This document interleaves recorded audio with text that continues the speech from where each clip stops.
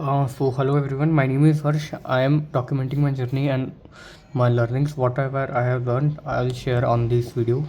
So it's day 2 of my data structure and algorithm. Today I solved 3 questions: product of digit, or we can say sum of digit. Second is Fibonacci series, and after it GCD or HCF. So before start these questions, I revised the data. I revised the recursion. So recursion is a function that solves bigger problem by solving its smaller problem. As you all know that the recursion has two thumb rule. That first is base case, second is recursive case. So in base case, we need to focus on the what is the smallest possible input for that function, and in recursive case we need to recall that same function for its smaller input. Okay, so before going to start question, there is two important concept which everyone knows. That first is the whenever we mod a number with 10, it gives us last digit, and whenever we divide with 10, it remove the last digit. So yeah, that's it. I think everyone knows it. It's a simple thing. And the product of digit and sum of digit. So what we have to do, that let's suppose a number is given, if we need to calculate its product. So how its product is calculated, we have to multiply all its number with itself, so it will give us answer 70, and when we add all these numbers, it will gives us the sum of digit. So these are the things. So to do all of these things using recursion, we have to create a function that accepts a number. So this is the function POD. It means product of digit. Uh, it accepts a integer, and yeah, the base case of this question will be whenever a single digit number count came across. So we have to return that a single digit number. So that is our base case.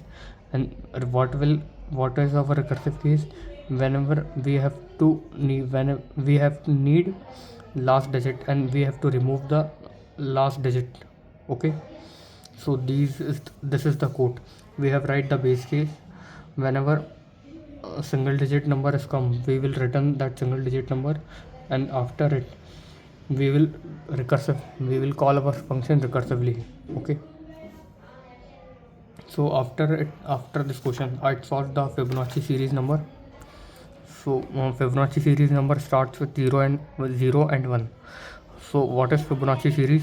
A Fibonacci series is sum of its last two previous terms. Let's suppose 0 and 1 is given, so sum of its last previous two digit is 1, so 1 is here. Then again previous last two digit sum, 1 and 1, 2 is there, 2 will be the next term. And what will be the next term of the 2? This is 3. Why? Because sum of its previous two digit is 3. Then again same formula, we have to do these things. So base case of Fibonacci series is 0 and 1. So whenever 0 or 1 came in the question, we have to return that term. Okay, and we all know the Fibonacci series formula, so we will write as this recursive case. Okay, so the time complexity of this Fibonacci series, it's exponential of 2 to the power n, 2 is to power n. Why?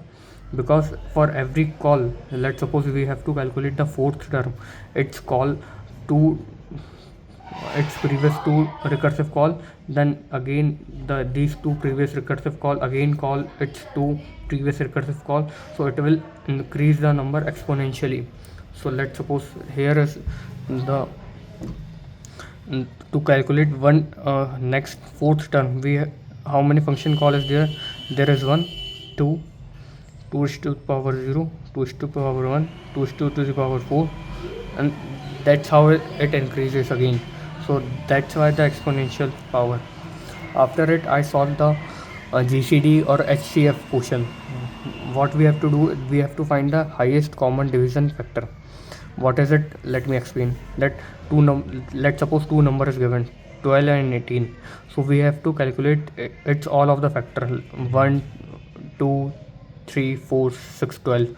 And what will be the factor of 18? It's 1, 2, 3, 6. And which is the highest common factor in both the terms? That is the 6. So that is our answer. So we have to calculate the highest common division factor. So to solve this question, there is two methods. First is the obviously brute force. And brute force we will start a loop from the ending. So that's for this it will save our iterations. Let's suppose we start from the 1, we found 1 again, then we have to then we have to move next, then again. So it will become quite more difficult to store the previous value and all of these things. So it will be more beneficial for us if we start loop from the ending. Let's suppose we have started loop from end, so it will save our number of iterations. So okay, so what we have to do, we will start the first thing, we will start loop from the reverse. After it we will find what is the minimum of these two numbers. So we will start, then we will find the minimum of these two numbers and we will calculate its thing. So whenever, yeah, this is the answer. I hope everyone is get it. This is the simple thing algorithm. So one more thing, one more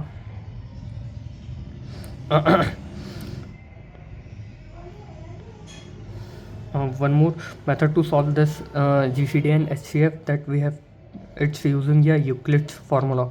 So what is Euclid's formula? That we have to find the largest number and we have to replace the largest number by the difference of the smaller number and repeat till both become equal. Let me explain with example. Let's suppose there is two number 12 and 18. Which is the largest? 18. So we have to replace the 18 by the difference of two numbers. What is these two numbers? 12 and 18. What is its difference? 6. So we will replace 18 with the 6. Now number becomes 6 and 12. Again we have to find the largest number. Which is the largest? 12. We will again replace the 12 with the difference of these two numbers. What is the difference of these two numbers? That will be 6. So if both become equal, we will return the number. Okay. So we have write the same algorithm, that we have to find the largest number. If largest number is found, we will replace with its difference. Same this. So how many times we have to perform these action until both become equals? So that's why we have write the while loop. I hope everyone will understand it. So thank you so much.